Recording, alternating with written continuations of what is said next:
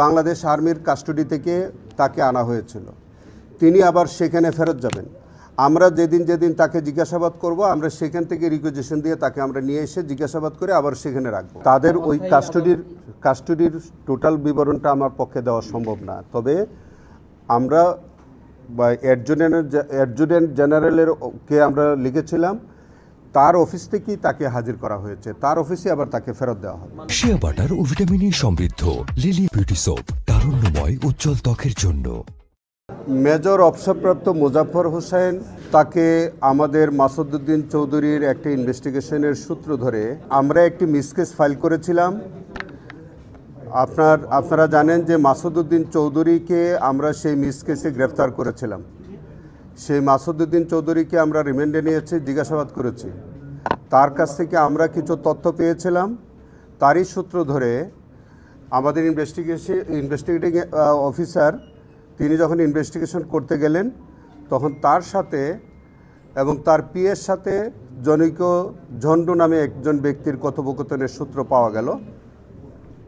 তারই ধারাবাহিকতায় আমরা পরবর্তীতে জানলাম যে সেই ঝন্ডু আর কেউ নন, তিনি মেজর অবসরপ্রাপ্ত মোহাম্মদ মোজাফফর হোসেন। সেই মোজাফফর হোসেন এর বিষয়টা যখন আমরা পাওয়া গেল, তখন দেখা গেল যে গত জুলাই আন্দোলনে যখন মানবতা বিরোধী অপরাধ সংগঠিত হচ্ছিল, সেই সময় মাসুদউদ্দিন চৌধুরী এবং সেই মুজাফফরের মধ্যে অনেকবার কথোপকথন হয়েছে এবং আমরা তথ্য পাচ্ছি যে তিনি এই ফ্যাসিস্ট সরকারের আমলে বহুবার আমাদের পার্শ্ববর্তী দেশে উনি যাতায়াত করেছেন। বাংলাদেশে এসে তিনি আত্মগোপনে থেকে এই মানবতা বিরোধী অপরাধে মাসুদউদ্দিন চৌধুরী সহ সরকারের সাথে তার একটা সংশ্লিষ্টতা ছিল। এবং সেই পরিপ্রেক্ষিতে আমরা আরও জানতে পারলাম যে সেই মোজাফফর হোসেন তিনি শহীদ রাষ্ট্রপতি জিয়াউর রহমানের হত্যাকাণ্ডের সাথে জড়িত ছিল এবং তিনি ডেজার্শনে ছিলেন এবং ইতিমধ্যে তিনি আমাদের বাংলাদেশ সেনাবাহিনীর তত্ত্বাবধানে আছেন এবং তার বিরুদ্ধে সেনা আইনে অন্য একটি কার্যক্রম চলছে। এইরকম একটি অবস্থার প্রেক্ষিতে আমরা তাকে এই মানবতা বিরোধী অপরাধের সংশ্লিষ্টতায় তাকে আমাদের এখানে এনে জিজ্ঞাসাবাদের জন্য আমরা আবেদন করেছিলাম। তারই ধারাবাহিকতায় একটা প্রোডাকশন ওয়ারেন্ট ইস্যু হয়েছিল। আপনারা জানেন যে আমাদের বাংলাদেশ আর্মির অ্যাডজুটেন্ট জেনারেল অফিসের থেকে আজকে তাকে ট্রাইব্যুনালে হাজির করা হয়েছিল।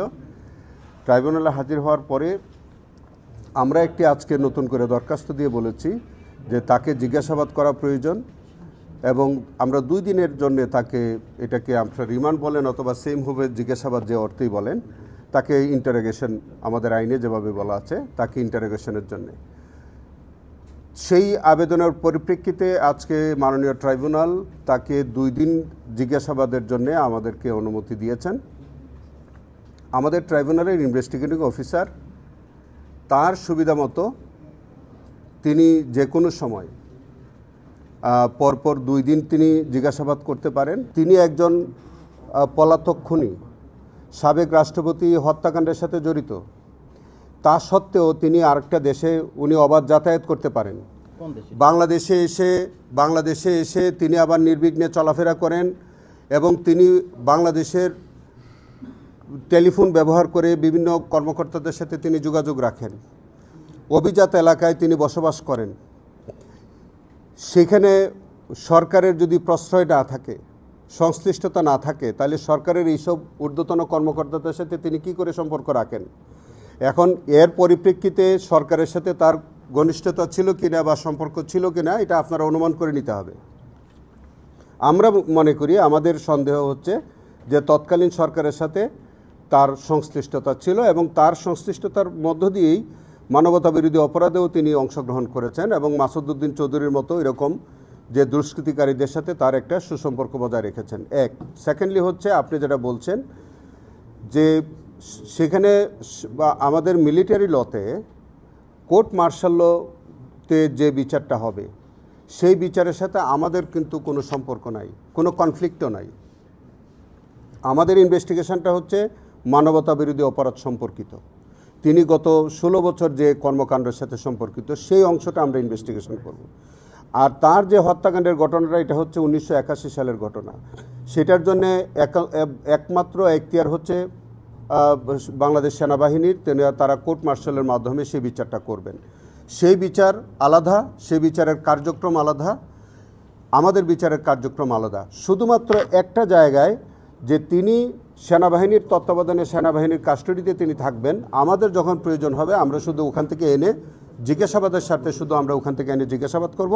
ফাইনালি যদি তার বিরুদ্ধে অভিযোগ প্রতিষ্ঠিত হয় তখন আমাদের প্রচলিত আইনে যেভাবে তাকে নেওয়ার, যেভাবে তাকে তার বিষয়টা ডিল করার, সেভাবে ডিল করা হবে।